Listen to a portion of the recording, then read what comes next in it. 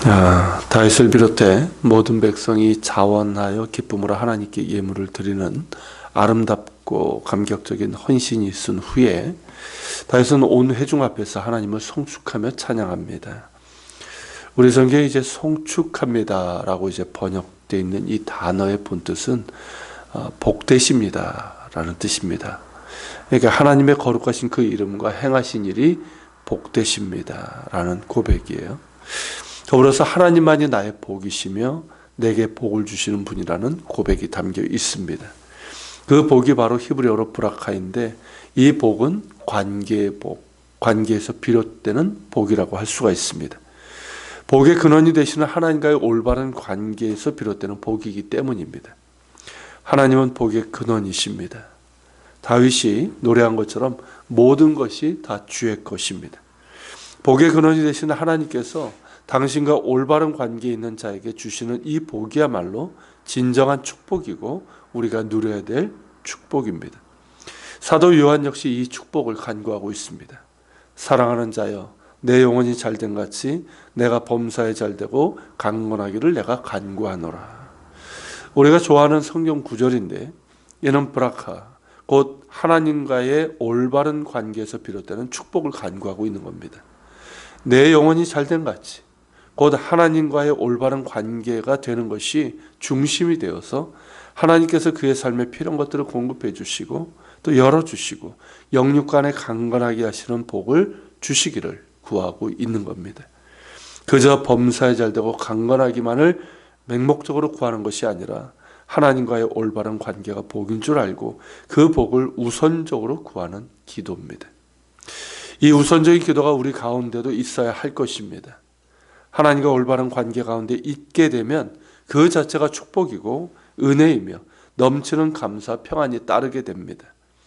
그래서 설령 그 삶이 고되고 고통스러워도 육신의 연약함 가운데 있을지라도 하나님이 나와 함께 하심으로 인해서 감사할 수 있고 찬양할 수 있는 것이죠. 다윗이 그랬던 것처럼 말입니다. 하나님과 올바른 관계를 구하십시오. 더욱 하나님을 알고 하나님을 사랑하며 하나님께 나의 마음을 드리고 따르고자 하는 그것이 하나님과 올바른 관계를 누리기 위한 우리의 믿음이며 또 마음이며 삶이 되어야 할 것입니다. 다윗은 11절 12절에서 이렇게 하나님을 송축하며 찬양합니다. 여호와여, 위대하심과 권능과 영광과 승리와 위엄이 다 주께 속하였사오니 천지에 있는 것이 다 주의 것이로소이다. 여호와여, 주권도 주께 속하였사오니 주는 높으사 만물의 머리이심이니이다. 부와 기가 주께로 말미암고 또 주는 만물의 주제가 되사 손에 권세와 능력이 있사오니 모든 사람을 크게 하심과 강하게 하심이 주의 손에 있나이다. 무엇을 찬양하고 있습니까? 하나님의 위대하심, 권능, 영광, 승리와 위엄입니다.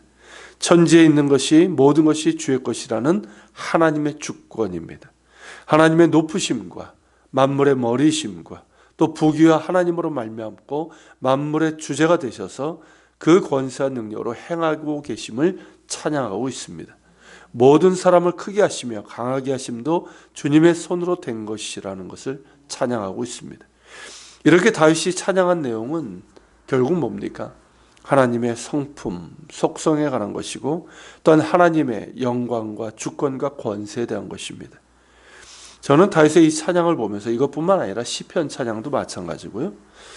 그가 참으로 하나님을 아는 지식이 있다. 하나님을 아는 지식이 그에게 있음을 보게 됩니다. 막연하게 그냥 하나님을 찬양하는 것이 아니라 하나님이 어떤 분이시고 또 하나님의 위대하심과 권능과 영광과 주권과 권세를 아는 자의 찬양이며 감사의 기도입니다. 하나님을 아는 지식, 이 지식은 신약시대에는 그리스도를 아는 지식과 같습니다. 예수 그리스도께서 하나님의 본체이신 성자 하나님이시기도 하지만 그리스도 안에 하나님께서 온전히 나타나셨기 때문입니다. 그리스도를 아는 지식은 우리로 하여금 하나님의 거룩하심과 공의와 사랑을 알게 하는 지식입니다. 우리가 죄인됨을 알게 하는 지식이며 하나님의 은혜 없이는 구원받을 수 없는 존재임을 알게 하는 지식입니다. 죄인된 우리를 사랑하셔서 독생자를 주시기까지 사랑하시는 하나님의 그 사랑을 알게 하는 지식입니다. 나의 그 어떤 것으로도 의롭다 할 수 없으며 오직 예수 그리스도의 십자가의 보혈로만 의롭게 됨을 알게 되는 지식입니다. 이 지식을 아는 자는 구원을 받습니다. 이 지식을 아는 자는 하나님의 영광에 이르게 됩니다. 이 지식을 아는 자는 그 무엇에도 묶이지 않는 자유를 누리며 상황을 뛰어넘는 감사를 드리게 됩니다. 자신의 모든 것이 주님의 것인 줄 알고 주님께 온전히 자신을 드리는 것이 기쁨이 됩니다. 사도 바울은 이 지식, 곧 그리스도를 아는 지식이 가장 고상한 줄 알고 이전에 자랑하던 모든 것들을 배설물처럼 여겼습니다. 그리스도의 사랑의 길이와 높이와 크기와 넓이를 더욱 알기를 원했고 그리스도를 닮아가는 것이 그의 일생의 표대, 곧 목표였습니다. 그리스도의 십자가의 고난에 참여하기를 원했고 또한 영광, 장차 주님 앞에 서게 될 때 그리스도의 부활의 영광에 참여하기를 원했습니다. 여러분, 우리의 신앙의 성숙이라는 것이 과연 무엇을 의미하는 걸까요?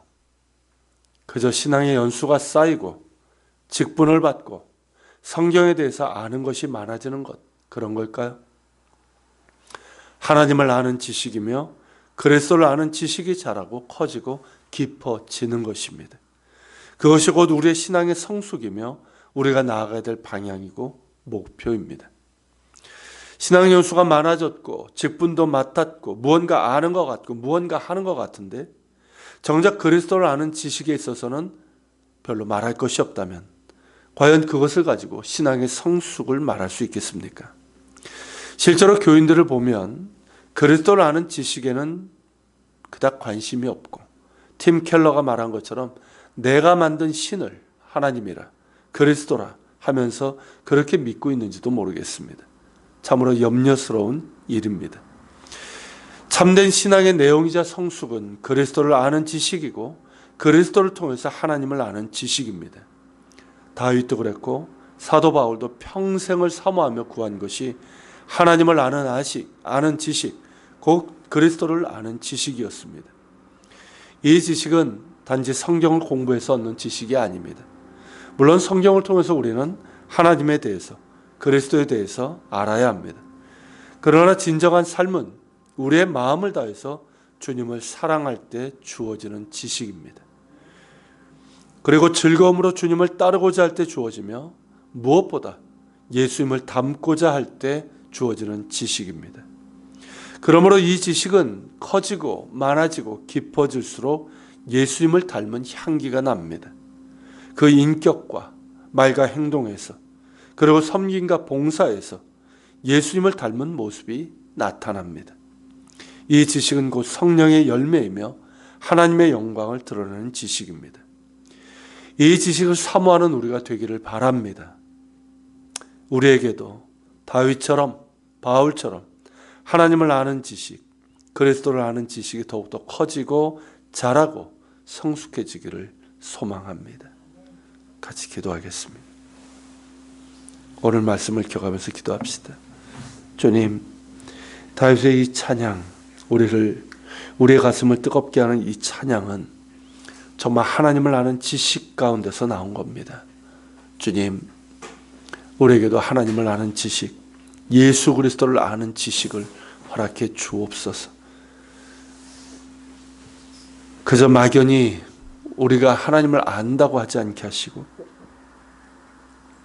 주의 말씀을 통해서 또 하나님을 사랑함을 통해서 그리스도를 닮아감을 통해서 우리가 하나님을 아는 지식, 그리스도를 아는 지식이 있게 하여 주시고 그런 가운데 정말 주님 닮아가는 열매를 맺어갈 수 있는 우리가 되게 하시고 또한 하나님을 아는 지식 가운데 우리가 하나님을 찬양하며 예배하게 하여 주시옵소서.